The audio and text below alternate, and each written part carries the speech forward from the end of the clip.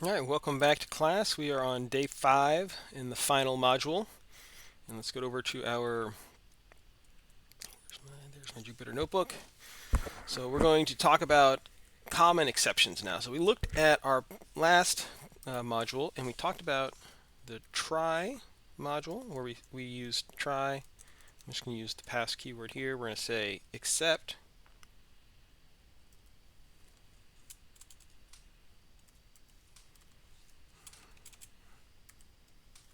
If I can spell here, why is it not okay? EXC EPT. My keyboard is not working with me. I got two E's there. There we go. And we'll do pass. And then finally, and then we have the block of code that we run there. Let me actually add in one more thing there. So this is the structure that we had for our handling of exceptions. We put our code in the try block that is risky and potentially could have some kind of issue that would be outside the norm, the different kinds of errors that we can have. If those errors do occur, we'll jump to an except block that's going to handle gracefully any types of errors. And then if there are no errors in our try block, it will also run the else block. So this is only run if we have no errors. And then lastly, the finally block always runs. This is where we can do a lot of our cleanup. So if we had a file open issue or anything like that, here's where we would want to close our file to make sure that that operating system returns back that handle, or we return back that handle to the operating system so it can do things like delete files and doesn't keep handles on all that kind of stuff. So this is just the generic structure. I use the pass reserve keyword just to show you kind of what's going on as a placeholder. So we're going to go ahead and do some code here, and we'll learn about specific types of errors. So we'll say, I don't know, my int1, which is a terrible variable name because we want to be more specific, but for this example, I think it'll make better sense to just have these generic terms here. Say we're going to do an input to get data from a user. So we'll encapsulate that as an int because whenever we get input from a user, it comes back as a string. Enter the first integer. And we'll copy this concept here. And we'll do it all over again for the second.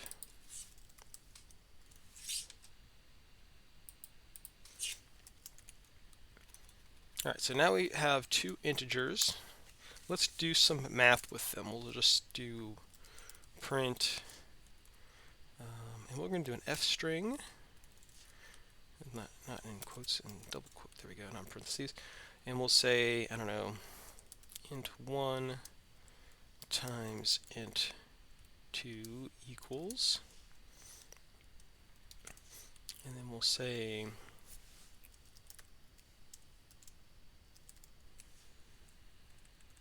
also encapsulate these in our curly brackets so it executes that line of code rather than prints that as a string. And if I run this now, you'll just give an idea of what we're doing here. If I just say 12 and 10, we should get, oops, I did not print my, why didn't it print my statement there? Let's see here, what's going on.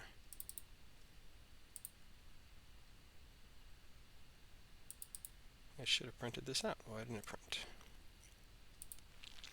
Run it again one more time just to see what's going on. 10 times 10. You would have thought that would have printed out, right? Let's see what's going on. Let's do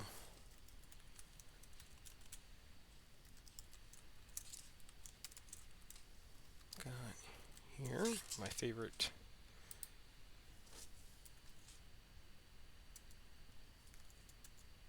So it does get to here, so it's not printing my, oh, now I know why, because I didn't label the variables correctly.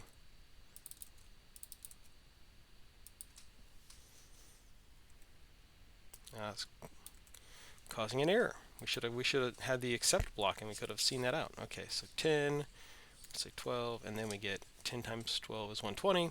Great. So now I can get back to my actual coding.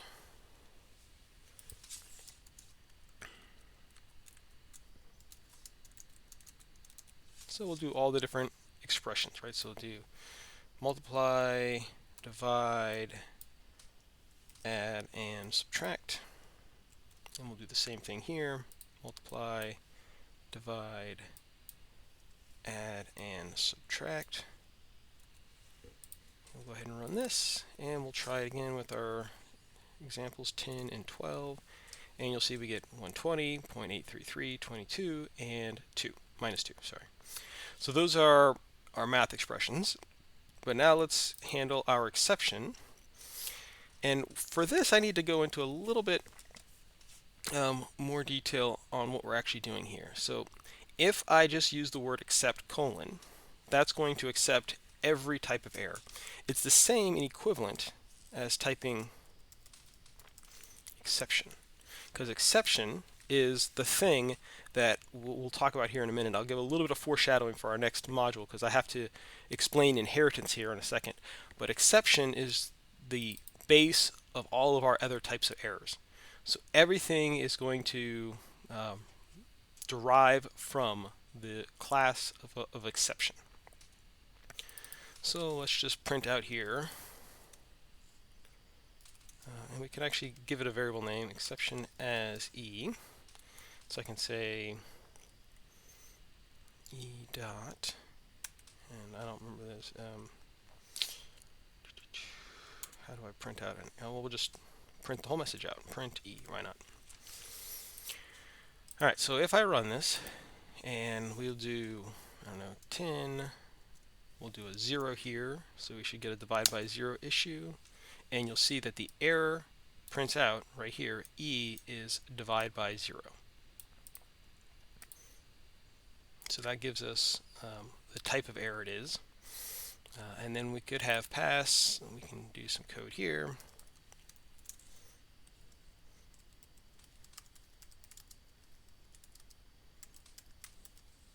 Everything worked correctly, and let's put that in quotes. So it prints it as a string.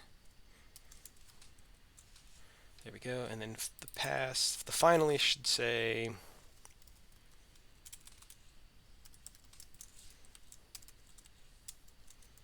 this always runs.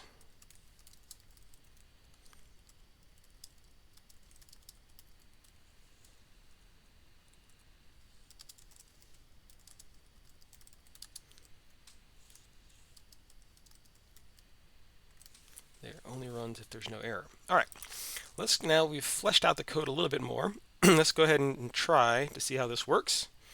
We'll say 12, 0, actually we'll do 1 here, and you'll see we got to our else statement, the else statement because everything worked, and only printed if there was no error, and there was no error, so this printed out, and then the finally block always prints. But what happens if we get an error? We saw that a second ago, so I'll say 12, 0, and you'll see we get a divide by 0, so that's the exception that we're getting here, and it always returns even though there's no error, or even if there is an error, and that's the finally block. So let's look at this 0 division error. I can copy that, and instead of saying exception, I can say I want to catch or accept on the 0 division error only. So here we go. We have our 10, we'll do our 0, and everything runs exactly the same. So what happened here is 0 division is a type of error. So it derives its functionality from this 0 division, 0 division error derives its functionality from exception. So 0 division or exception. But what if I did a type error? Let's see. Actually, let's go back to exception here. And let's do a different type of error. Instead of putting in 10, I put in gobbledygook, so it cannot convert to a type of integer. You'll see invalid literal, I cannot convert to base 10 from this string of, whatever it's called, these string of characters. This is a type error. So I could also, instead of exception here, I could do type error.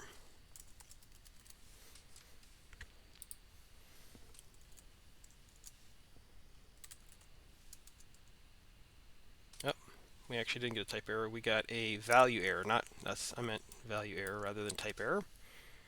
And that's what happens when you don't. We accepted only type errors, but we actually threw out a value error. And that's what I meant to say. Value type is the data type if I'm looking at strings versus integers. So I wanted to say type error. I wanted to say value error instead.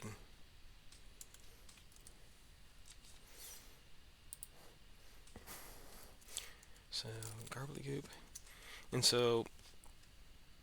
And there we get the printout of the error message itself. Now you say, well, if we can always just put exception here,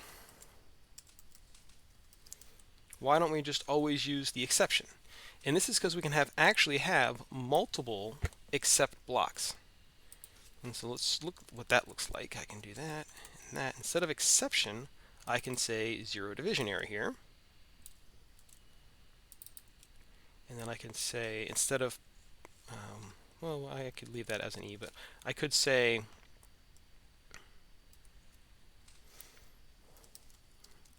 int2 not be 0. And then here I can say only enter is not my int.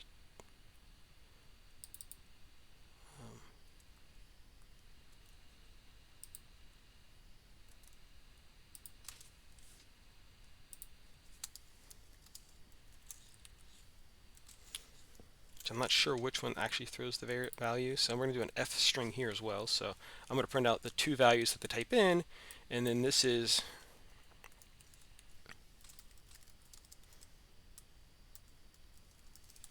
the general exception. So we'll go ahead and run this code, and we'll do our fun gobbledygook, and you'll say only enter values not 12, or actually it gives us the value of 0, so I guess it doesn't even give us the thing. So we'll just say only enter values, not strings.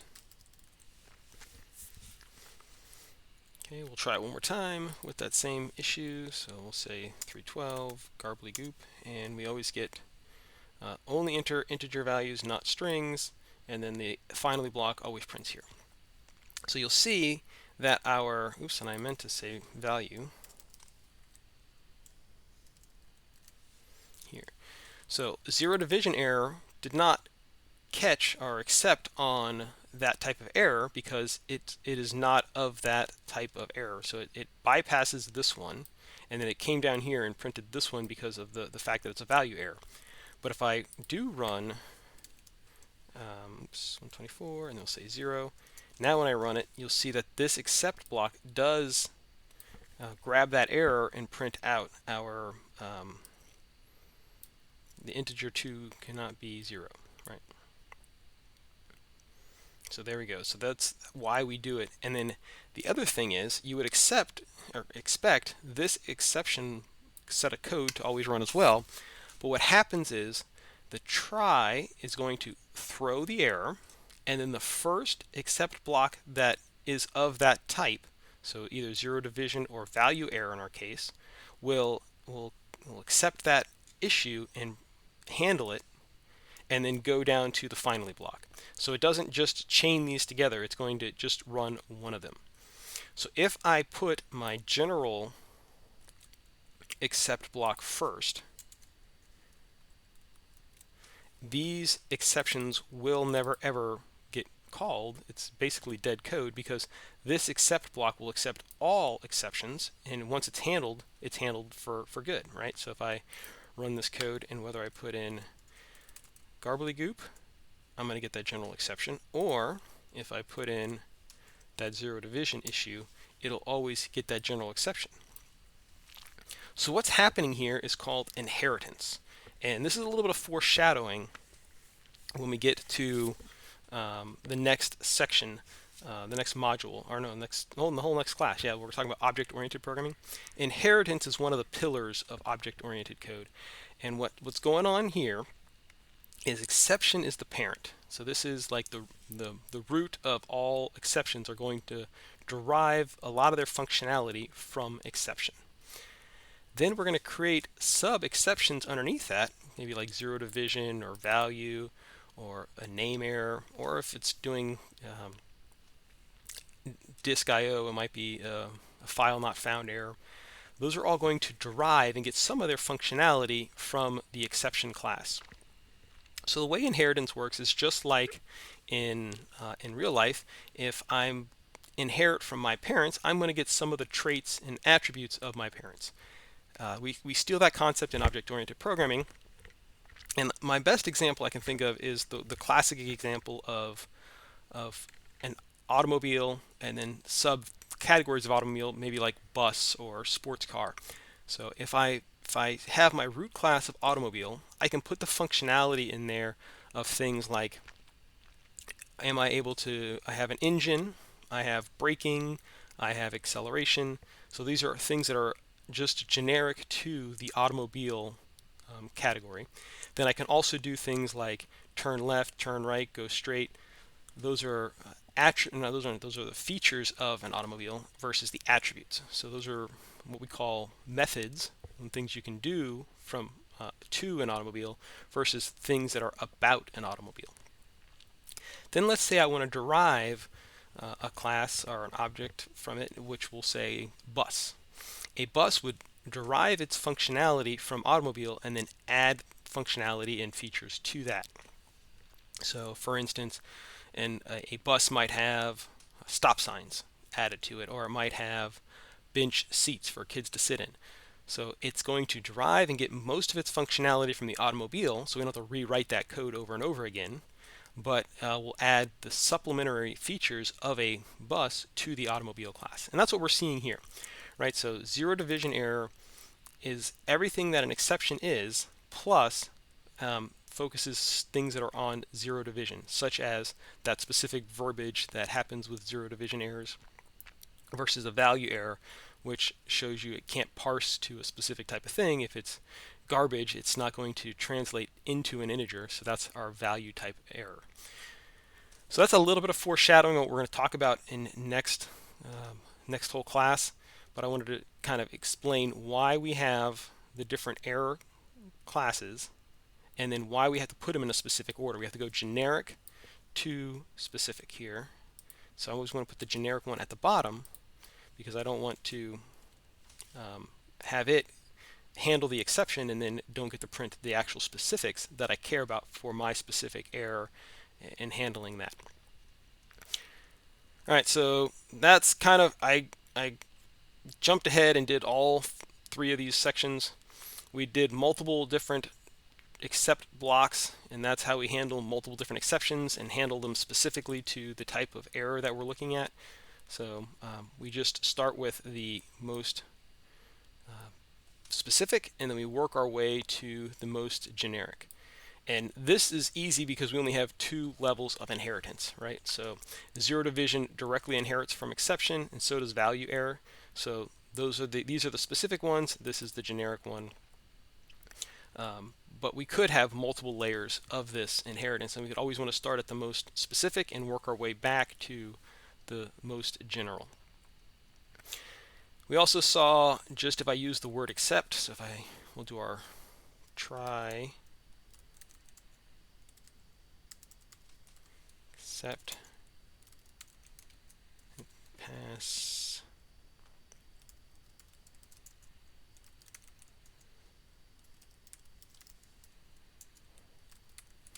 if I create the except block of code without any name of exception, like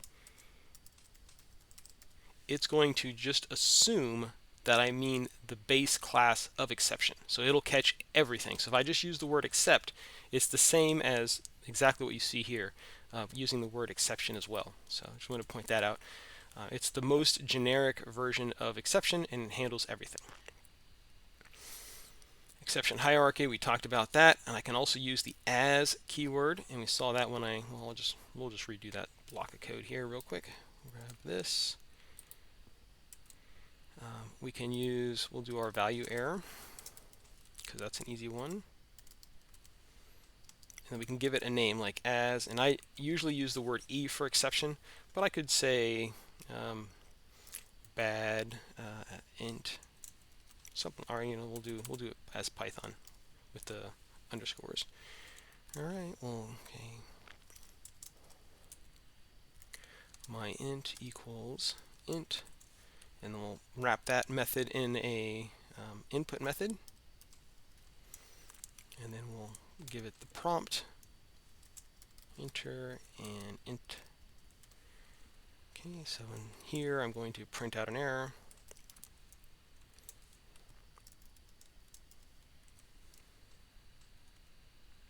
And so we'll go ahead and run this block of code now, or this section of code, and I'll put in garbly-goop, and you'll see that bad int is a variable that handle is what the exception is thrown with. So invalid literal for int with a base 10 when it's garbly-goop. All right, with that, we should now have enough knowledge to do some challenges. So challenge 1 is write a program that reads a text file and prints its contents. Implement exception handlings to catch any potential errors that may occur during file handling. All right, so we're going to use our with open. We're going to give it a handle to the file, and we're going to do a relative path. And you'll see that I have 3 text files here. We can just pick any one of them. We'll say my text, my file, and we'll just rewrite this as this is a text file. This is line 2. This is line 3. All right, we'll save that with Control S. myfile.txt. Then we use our as keyword, and we're going to give it a name. So we'll say my file, colon, to now make a block of code. And we're going to do a for loop for line in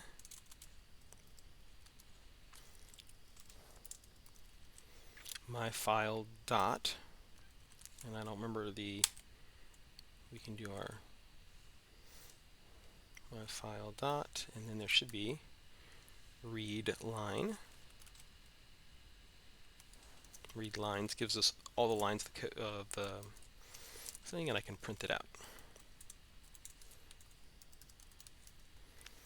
Now if I run this, you'll see that it works just fine, and we've got it reads a text file and prints the contents. But what if I mistyped this and I did a t, we'll say zt instead, right? I'm going to get an error, and that's a file not found error. So let's wrap this whole thing now in our try block, because this is potentially risky code. So I'm going to use try colon, but it's a new block of code, so I have to indent this all 4 spaces. So I'll go ahead and do that. Then I'm going to go back here and handle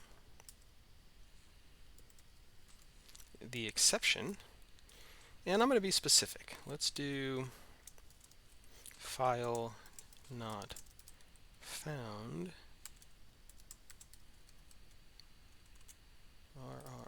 RROR as E for our error, and we'll go ahead and print that out.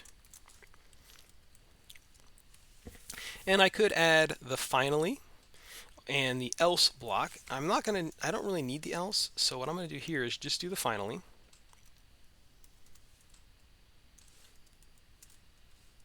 And here I'm going to do my file dot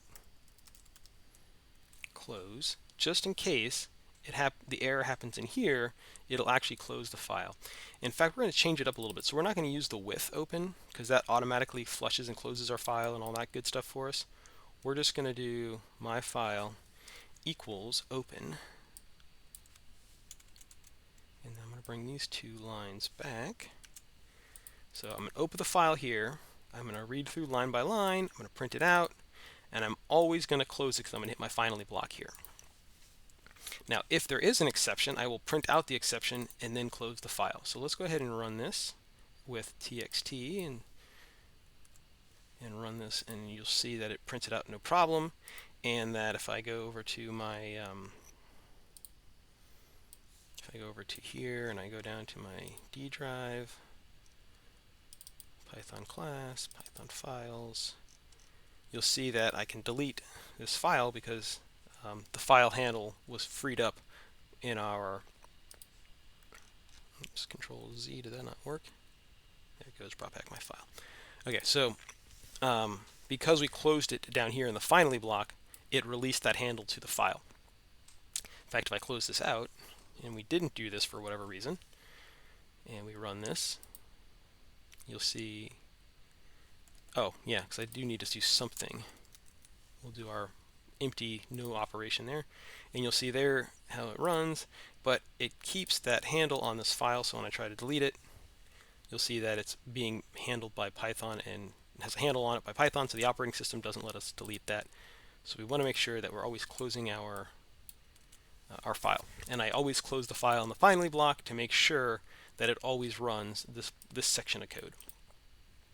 All right, but if the file doesn't exist now, we'll go ahead and run that, and you'll see that, hey, we got no such file or directory, and life goes on, no issues there. It just gives us that error, and we can set this whole thing in a loop until we successfully get the file or something like that. So we could have this be recursive and recall itself if it doesn't find the correct file.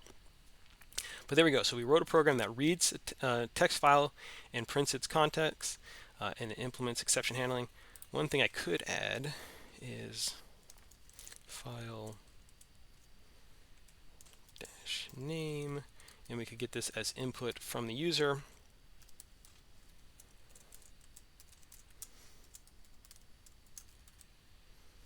Enter file name,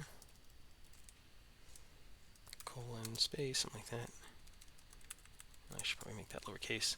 And then instead of hard coding our file, we could put that right here. And this will work great, just how we had it before when I did file, or my file .txt. Great. It also works if we do my file.tzt, because we've captured the file not found error as well. Oops. I got to enter. There we go. So we worked both cases work with the exception handling. All right, so that's task 1. Challenge 2 is write a program that takes two numbers as input and performs a division. Implement exception handling to catch the division by zero errors and display the custom error message in such a case. All right, so this is exactly what we saw earlier in my example. We'll do int. We'll wrap that int in an input statement. We'll give it the prompt of enter. Oops, I got to put this as a string, so I'll put that in quote, enter first int.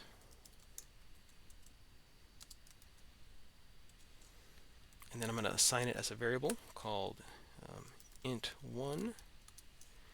And we're going to duplicate that for int2. So I copy and paste. Second. And then we're going to do the division. So we're going to do print. We'll do it as an f string. We'll say divided by equals int1 divided by int2.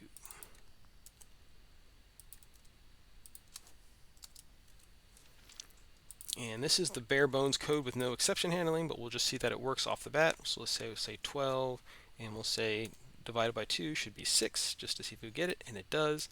And remember that it always converts, even though these are integer data types, the value that's returned from a division is a floating point number. So 6.0 is considered a floating point number. All right, but this doesn't handle any errors, so we're going to wrap this risky set of code in our try block. So we'll do try. Then I will move these over 4 spaces each. Then I will except on a specific error, and we want to catch that zero division error, right?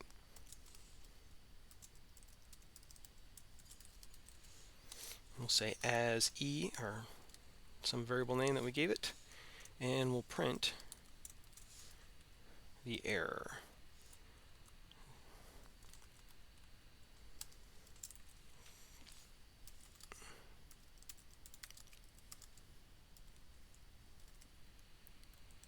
Zero, and then we'll give it the whole, we'll give it a \r\n to give it a new line, and then we'll print out the error message there. So we'll go ahead and run this, and we'll say, I don't know, 12, and we'll say O instead of 0, and we're going to get, actually we'll do that in a second, we'll do 0 first. So we can't divide by 0, and then it says it's a division by 0 is what E says, right? All right, but what we still haven't caught here is the idea of putting in bogus data. So in other words, if I do 12 and then I do O instead of 0, I'm still going to have that value error. So we got to catch that separately. I know it doesn't say to do that here, but we can just do that generic exception as well. And we can just say exception, and then I can print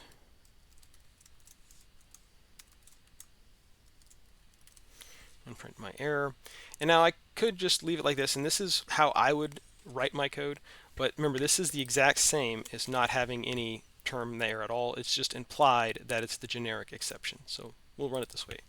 So 12, 0, get that 0 division error. We run that code again. We'll say 12, O, and we'll just get that generic error message. And we'll run it a third time, and we'll do 12 by 2 just to see that the code runs successfully as is. All right, there you go. So that's the challenge 2, where we have that 0 division and we catch that specific error there. All right, so looking forward to our next class where we're going to talk about object-oriented. Looking forward to that, because that's really where the power of Python really comes into play, is because of the fact that we can derive things with that inheritance. But there's some other core features of object-oriented that I really liked, and we'll share that all next class. So looking forward to it. See you in a little bit.